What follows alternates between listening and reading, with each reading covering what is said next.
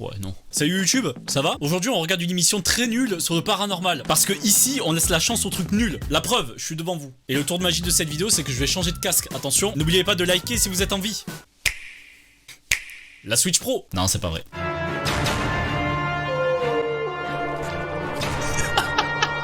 Ça vous fait pas penser à quelque chose? Je suis chiant, hein, je mets le pause dès le début. Mais ça vous fait pas penser à quelque chose, ce bruit? Ça! Est-ce que ça fait pas penser à ça? Sympa le sample. Un bon ouf là. Pour commencer cette grande soirée du paranormal. Imaginez que votre fille dise parler à des anges. Qu'au milieu de la nuit, que vos toilettes crachent une boue noirâtre. Qu'une substance verte dégouline le long de vos murs. Les toilettes, je peux expliquer. Je suis désolé pour vos toilettes, c'était moi. Ça a l'air claqué, mais c'est ça qui est bien. Ça peut ensuite vous arriver. Imaginez que votre fille dise parler à des anges. Si son père est un dieu, ouais, ça marche. Cette petite ville au nord de Long Island possède une bien sinistre renommée. Amityville. Oui, Amityville, très connu ça. Par une belle journée de 1975, George Lutz et sa femme Cathy et les 3 enfants de celle-ci, Daniel, Christopher et Missy, emménagent dans la maison de leurs rêves, au 112 Ocean Avenue, Amityville, État de New York. Ils ont acheté la maison au prix dérisoire de 80 000 $ à cause de son... 89 € la maison. Ça, c'est une bonne affaire, hein. Y a rien de suspect, non, absolument pas. 6 membres d'une même famille, les 2 féaux, avaient été assassinés dans cette maison. Il lui a dit les morts. C'est la vraie Warren? Je sais, moi je les ai tous vus, les Conjuring là. C'est elle! T'as géchant un petit peu depuis les films, hein? Putain, c'est elle qui fait peur maintenant. Cathy sent flotter un parfum de femme. Et elle a l'impression qu'on lui touche l'épaule. Ah. De son côté, pour une raison étrange, George se réveille régulièrement à 3h15 du matin. Avec le sentiment d'une présence dans la maison. On dirait moi la nuit avec mes hallucinations nocturnes. Exactement pareil, mais c'est pas à cause d'un fantôme. C'est parce que je suis con. Les incidents commencent à affecter toute la famille. Un soir, alors que Chris et Danny montent se coucher, c'est autour des gamins. Ils voient une ombre noire les pourchasser dans l'escalier. Eh, hey, avouez, on était tous pareils. Hein. Quand on avait qu'une lumière en bas et qu'on devait monter dans la nuit, c'était exactement pareil. On courait comme des tarés. On avait cette impression-là. C'est-à-dire qu'on avait tous des fantômes chez nous, c'est ça? Elle racontait qu'elle voyait une sorte de cochon.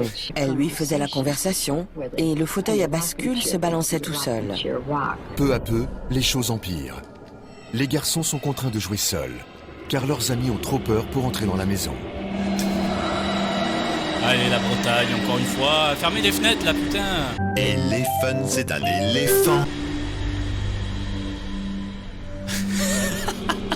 Un matin, alors que Cathy fait le ménage dans le salon, une matière verte se met à couler sur le mur. Mais vous voyez pas, c'est au niveau du chat, là.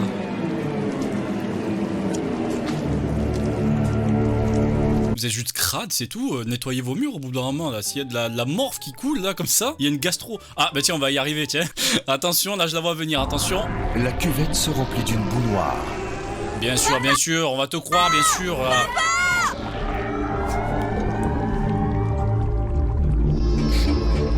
C'est papa, il a oublié de tirer la chasse. Enfin, une nuit, George se réveille pour découvrir que le corps de Cathy plane au-dessus du sol. La famille quitte définitivement la maison. Les luttes sont toujours maintenues que leur récit était véridique. Au Henry's Bar, rendez-vous favori de la jeunesse, la nuit ne fait que commencer. Ronnie DeFeo, dit Butch, surgit dans le bar en état de choc. Il affirme qu'il a découvert les corps sans vie de ses parents. Retournent avec lui au 112 Ocean Avenue. À l'étage, Kelsey trouve les parents de Butch dans leur lit, allongés sur le ventre, abattus à bout portant. Là, mon ref, tu mérites d'être dans les top 10 des meilleurs buts contre son camp. Hein. Il arrive qu'un fusil, il fait « Ah, je comprends pas, il est ici. Regardez, ils sont morts avec une balle dans le dos, là, je comprends pas. » Tous les frères et sœurs de Butch ont également été tués. C'est du faux. Butch DeFeo, seul survivant de la famille, devient rapidement le suspect numéro 1. Bah ouais, frérot. Après enquête, les policiers finissent par l'inculper. Butch est reconnu coupable des 6 meurtres et condamné à 6 peines de prison à vie. Waouh. Putain, il flex en prison. 6. Cela est également arrivé au propriétaire d'un bar country de l'Est des États-Unis. Ok, prochaine histoire. Au printemps 1978, le chanteur de country Bobby McGee achète un ancien relais routier au bord d'une rivière, Oh, c'est le premier épisode de Ghost Adventure, ça. Dès que j'y ai mis les pieds, j'ai su que c'était l'endroit qu'il me fallait. On s'y sentait bien. Je voyais déjà comment ça allait être. Il a commencé à lui raconter des choses sur ce qui s'était passé ici. Et il essayait de m'en parler aussi. Des trucs incroyables. Mais je l'écoutais pas. Ce qui m'intéressait, c'était la musique. Moi, j'en ai rien à foutre, moi, des démons. Qui viennent, un peu les fantômes, là, qui viennent. Moi, je gratte. Là, comme ça, je fais de la country, là. Janet essaie aussi de chasser ces histoires de son esprit. Mais un après-midi, alors qu'elle nettoie la cuisine, ses craintes deviennent réalité. Brusquement, C'est quoi cette actrice? Attention, la peur. une main invisible la saisit par le cou et plonge sa tête dans l'évier qui est en train de se remplir de sang. Je suis monté en courant. C'était déjà un exploit. Carl libère la jeune femme, mais quand il regarde l'évier, PG, ce Carl, celui-ci est vide. Janet remonte de la cave, quand soudain, elle sent une présence dans l'escalier. Oh non, oh non, oh non. Ouf. Elle a été jetée au bas des marches par une entité invisible. Janet était enceinte de 5 mois et demi. Et elle a accouché 2 jours plus tard. Shonda ne pesait que 900 grammes. Les docteurs nous ont dit que ses chances de survie étaient de 10%. T'imagines, tu nais avec 900 grammes? Il y a des feuilles en papier qui sont plus lourdes que ça. Heureusement, le bébé survit. Mais Janet ne veut Oh, plus. tant mieux, mais je veux dire, Warrior, hein. Le gars, il fait 1 gramme, il est plus léger qu'une plume. M'en fous, moi, je vis. C'est plus lourd un Big Mac que ce bébé. Elle n'y est pas retournée depuis des années. Janet, Et personne l'a ramassé. Et Jeannette, elle est là. Et si vous voulez aller en Amérique, rentrez dans le bar, Jeannette est encore par terre. a-t-elle été poussée dans l'escalier par une entité surnaturelle?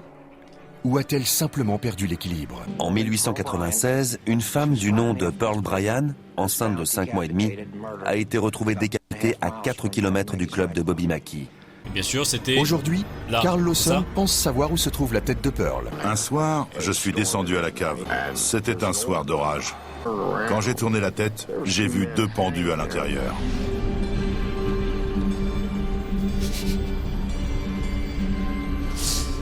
Les acteurs, putain, ils me... Ils portaient une sorte de cravate très fine. Comment tu veux que je sois un minimum effrayé, là? Il tente alors de prendre les choses en main. J'ai cru qu'il arrivait en mode... Ah, je suis chaud, là, viens te battre un peu, là, sur ta corde, là, monsieur. Je pensais qu'en aspergeant le puits d'eau bénite, ça les ferait partir. Tu as trouvé où Ou ta- ça les ton eau empêcherait de bénite, là? sortir.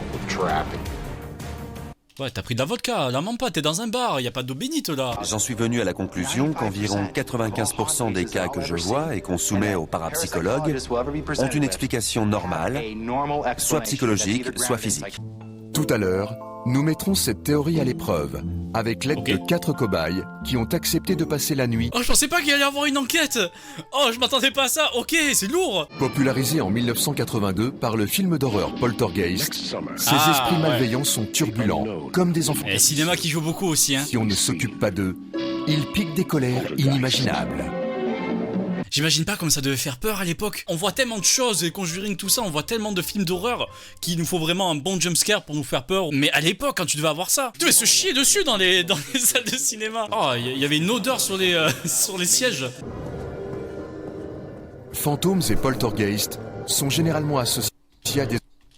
C'est pas le gars là qui tourne avec MXM là? Mais à moins d'avoir été personnellement témoin de ce genre de manifestations, comment savoir si elles sont vraies?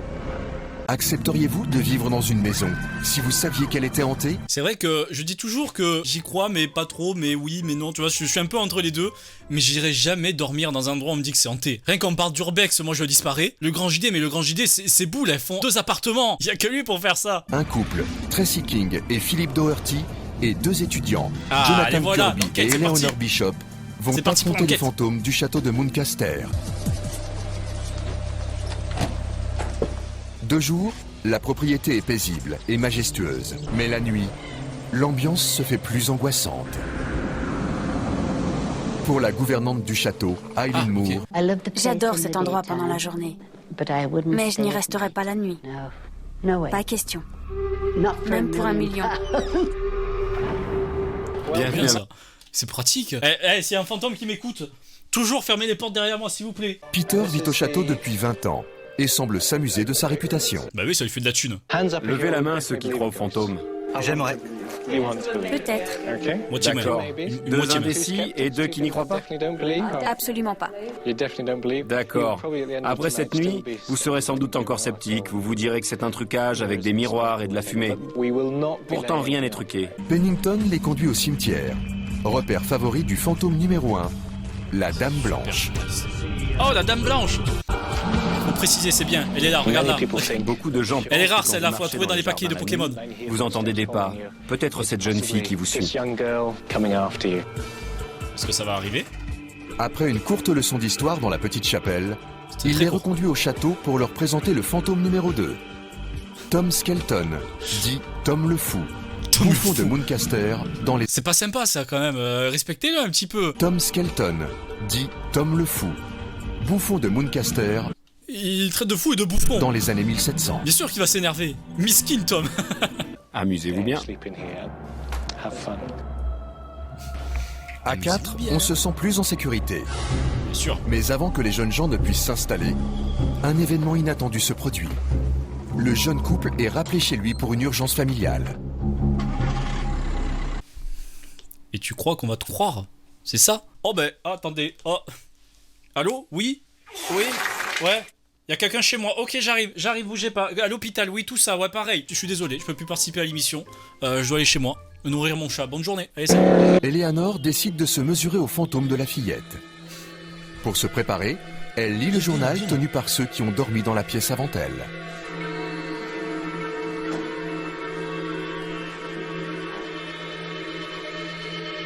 Pendant ce temps, armé d'un caméscope et d'une lampe de poche, Jonathan sort du château pour partir à la recherche de la Dame Blanche. Il est pas serein, le ref, Juste au bizarrement, là. Ça y est, lui aussi se barre. Je me dirige vers le cimetière du Grand Château. Oh, mais applique-toi, fais un effort. C'est quoi Pour ça? y passer une heure. Ce serait nul en vlog. Je vais choper des fantômes, là, bougez pas, je vais vous les filmer, là. Oh, regardez, un fantôme, là, putain, un fantôme, regardez-le. On veut des preuves, nous. C'est peut-être mon imagination, mais ça va, il quelqu'un s'applique d'autre un a peu aussi plus. entendu un enfant murmurer ou ricaner. Eleanor n'a peut-être pas choisi la meilleure lecture avant de se coucher. Ouais, voilà, fallait Les lire bruits ça après, à la d'objets qui limite. traînent se font entendre vers 3 heures du matin. Parce qu'après, ton cerveau, il s'imagine des bruits, il s'imagine des rires et tout. Mauvaise idée. J'espère bien ne pas entendre ça. J'ai l'impression qu'on m'observe, mais je me fais peut-être des idées. nous. J'aime pas du tout cet C'est endroit. Ça va, c'est nous. Elle n'est là que depuis 4 minutes. Eleanor a trop peur pour rester dans la salle des tapisseries. En traversant l'église plongée dans le noir, il entend une porte claquer.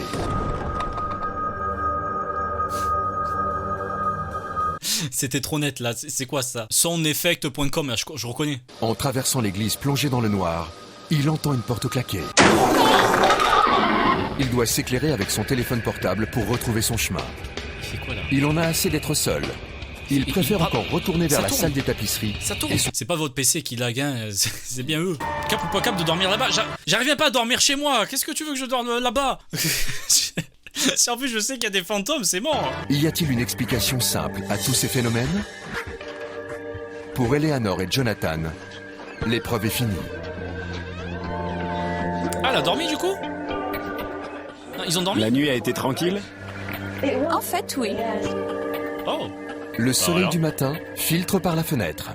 Vous n'avez pas osé dormir dans le lit? Non, j'ai dormi par terre. Je me suis dégonflée. C'est lui qui l'a poussé, non? Les portraits sont très... Eleanor Ok, je connaissais pas ce mot-là. On a constaté que le sentiment d'être observé est en rapport avec le nombre de portraits dans la pièce. Imaginez, vous dormez dans une pièce où il y a que des portraits de moi qui vous regardent. Vous allez passer une sacrée bonne nuit, je sais. Je me demandais si ce n'était pas un bébé en train de pleurer. Il y a un chat. Ça peut arriver à tout le monde.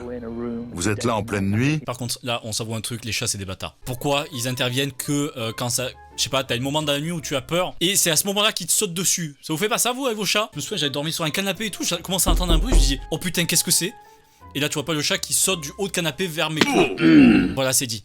J'ai perdu une partie de moi à ce moment-là. La légende de la Dame Blanche de Muncaster et les spectres de cimetière sont peut-être tout simplement le fruit de l'imagination. Ça se peut. Pour tester votre sensibilité aux fantômes, il n'y a pas de meilleur endroit que la résidence Lamp. Elle est réputée comme l'une des maisons les plus hantées des États-Unis. Ok. Elle était la propriété de William Plem Sr., le patron d'une fabrique de bière florissante qui était devenu millionnaire. Son fils préféré meurt brutalement à 28 ans. Son fils préféré. Son père, inconsolable, se tire une balle dans la tête. 3 autres membres de la famille se suicideront. Charles s'est pris d'une véritable passion pour le fauteuil de barbier d'une des salles de bain. Oui, yes. Moi aussi je fais ça tout le temps. Chez mon barbier. Ouais, vous voyez bien sûr que je mens, bien sûr. Les gens qui ont passé la nuit ici ont vu ce fauteuil tourner très lentement. Moi, je m'assois dessus. Putain, moi je m'assois dessus. Ça tourne tout seul, moi c'est trop bien ça. La plupart des gens qui en parlent ont vu un vieux monsieur assis dans le fauteuil. Je vais faire ça plus tard, moi. Quand je serai mort, je vais me mettre sur un fauteuil et tourner comme ça, là. Il tournait, je m'arrête plus, là. C'est l'attraction, là. Il y a presque un forain à côté qui s'occupe de prendre des billets.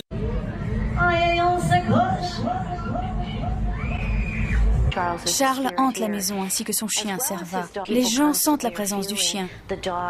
C'est très réconfortant de savoir qu'il y a aussi des esprits d'animaux ici. Bah ouais, grave.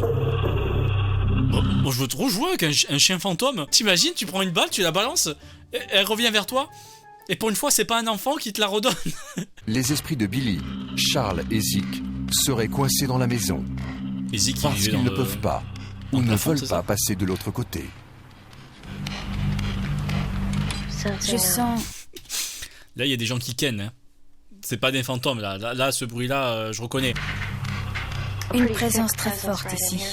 Très très forte. Betsy va tenter d'entrer en contact avec les morts. C'est un truc pour détecter les fantômes ou le déo, là, la bille que tu te mets sous les aisselles, là? Je pense que les fantômes sont principalement constitués d'énergie. Visiblement, qui que ce soit, il est en train de bouger. Il est très agité. À l'aide de baguettes de sourcier, Betsy va tenter de communiquer avec Billy. Sourcier. Un signe plus fort. C'est fou comme ça tourne vite, ces trucs. Pour l'instant, cela n'a rien donné. Pour ceux qui y croient, les fantômes sont aussi réels que les vivants. Et en matière d'apparition, il y en a pour tous les goûts. D'abord, il y a le grand classique. Les fantômes sont des gens morts. Voilà, je pense qu'on peut arrêter là maintenant. On a une explication logique. Merci beaucoup à tous. Les fantômes sont morts. Voilà, merci, on ne savait pas. Voilà, merci à tous d'avoir regardé cette incroyable vidéo. Et surtout, n'oubliez pas que les fantômes sont morts. Je dormirai moins con.